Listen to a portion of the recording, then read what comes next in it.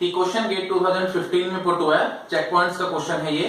तो इसमें क्या कह रहे हैं कि स्टार्ट T4 मतलब ट्रांजेक्शन T4 स्टार्ट हुई, फिर राइट करी इसने कुछ वैल्यू y की, और फिर start T1, then commit T4, then write T1 Z57 मतलब ये कुछ उसने राइट किया, और उसके बाद चेक पॉइंट आ गया, उसके बाद start T2, then write T2 X19, then commit T2, start T3, write T3 Z72, तो एंड सो ऑन मतलब कुछ राइट ऑपरेशंस हुए हैं। और फिर कह रहे हैं कि इफ क्रैश हैपेंस नाउ मतलब ये राइट ऑपरेशन जो भी किया है T3 ने, उसके बाद क्रैश हो गया system, and system tries to recover using both undo and redo operations. तो इसे समझ लो मतलब रीडू अनडू वाली बात है हमारे पास, that means redo slash undo algorithm हमें चलाना है। तो इसका मतलब हम लोग क्या चला रहे होंगे, इमीडिएट अपडेट्स। तो जनरलाइज्ड केस जो था हमारे पास वो इमीडिएट अपडेट्स चला रहे हैं। मतलब हमें छूट है कि कमिट हुआ कोई ट्रांजैक्शन, तो अगर तो हो सकता है कि हमने उसके चेंजेस सारे मतलब कुछ कर दिए हों और कुछ नहीं करे हों, तो मतलब कमिट के बाद कुछ चेंजेस करेंगे, और हो सकता है कि शायद हम कमिट से पहले भी कुछ चेंजेस कर चुके हों। ठीक है, ये वही केस है हमारे पास। और उसके बाद कह रहे हैं कि what are the content of undo and redo list. तो ये भी मैंने आपको बताया था कि जब हम चेक पॉइंट्स करते हैं तो हम दो लिस्ट बना के चलते हैं, एक रीडू लिस्ट और एक अनडू लिस्ट। तो वही आपसे मतलब कंटेंट पूछ रहे हैं कि इनके कंटेंट क्या होंगे, मतलब यू कैन से कि किस ट्रांजेक्शन को हमें अनडू करना है और किस ट्रांजेक्शन को हमें रीडू करना है।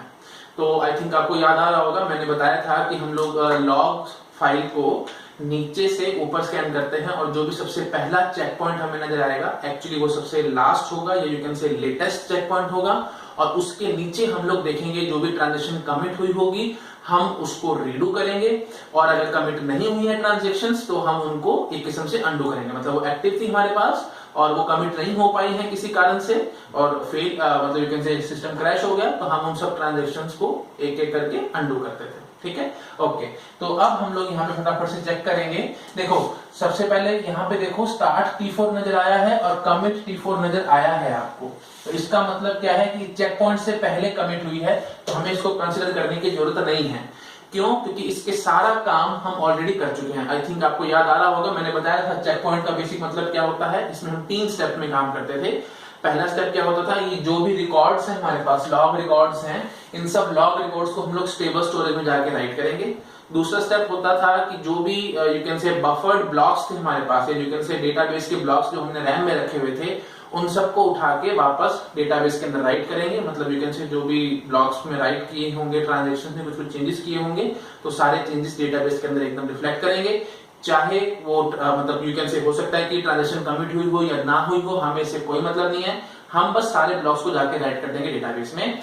और उसके बाद फिर एक checkpoint record DBMS write कर देगा स्टेबल स्टोरेज के अंदर। तो वही यहाँ पे चेक पॉइंट रिकॉर्ड डीबीएमएस ने राइट किया है। दैट मींस व्हाट, जो भी चेंजेस ट्रांजैक्शंस ने किए हैं, ये जो भी राइट रिकॉर्ड्स हैं, ये सारे डेटाबेस के अंदर रिफ्लेक्ट कर चुके हैं विद गारंटी। मेरे को मतलब नहीं है ट्रांजैक्शन कमिट हुई या नहीं हुई। तो खास बात देखो, T4 तो कमिट हुई है, तो इसका मतलब उसने जो भी राइट रिकॉर्ड लिखा था, ये y की वैल्यू जो भी इसने चेंज करी होगी वो डेटाबेस के अंदर रिफ्लेक्ट कर चुकी है 100%। और जो T1 ट्रांजैक्शन है उसकी राइट मतलब जो भी उसने राइट किया होगा, यानी जो भी राइट रिकॉर्ड है, ये z की वैल्यू में हमने कुछ कुछ चेंजेस किए हैं, तो जो भी z की वैल्यू है वो भी अपडेट हो चुकी है डेटाबेस के अंदर। बेशक से अभी T1 कमिट नहीं हुई, ठीक है, फिर भी हम चेंजेस करके आ चुके हैं डेटाबेस में। ये बात की हमें गारंटी दे रहा है क्या, चेक पॉइंट।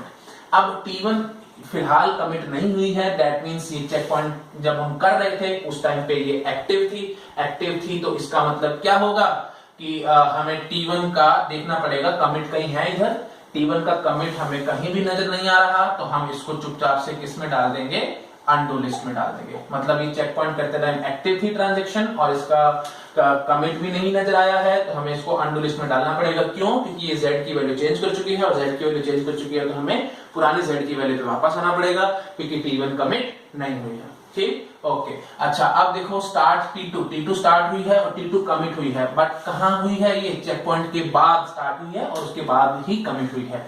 तो एक किस्म से जो इसने राइट किया है वैल्यू x की, मैं इस बात की गारंटी नहीं दे सकता कि ये डेटाबेस में गई होगी कि नहीं गई होगी, क्योंकि मैंने आपको बताया था इमीडिएट अपडेट के केस में कमिट रिकॉर्ड लिख दिया जाता है और हो सकता है कि शायद कुछ चेंजेस हो गए हो और शायद कुछ रह गए हो। तो अभी हमें इस बात की गारंटी नहीं है, बट ये कमिट हुई है तो मुझे इसको रीडू फिर करना पड़ेगा जरूर। तो T2 किस में जाएगी, रीडू लिस्ट में जाएगी, ठीक है। T2 will go to redo list.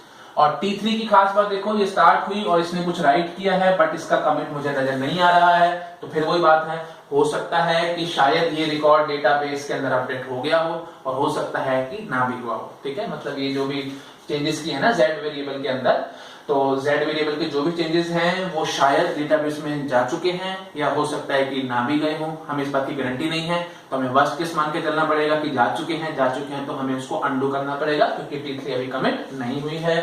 तो अंडू लिस्ट के अंदर दूसरी कौन सी आ जाएगी, T3। तो फाइनली T1 और T3 को हम अंडू करेंगे, T2 को हम लोग रीडू करेंगे। तो यही हमारे कंटेंट हो जाएंगे रीडू और अंडू लिस्ट के, ठीक। आई थिंक क्लियर हो गया होगा आप लोगों को। तो बस हमें याद ये रखना है कि चेक पॉइंट के नीचे जो भी ट्रांजेक्शन कमिट होगी हम उसको रीडू करेंगे, और चेक पॉइंट के नीचे जो भी जिसका भी हमें मतलब यू कैन से हमें लग रहा है कि ट्रांजेक्शन एक्टिव है और उसका कमिट नजर नहीं आ रहा है हमें, तो उन सब ट्रांजेक्शन को हम लोग अंडू करते जाएंगे, ठीक। ओके।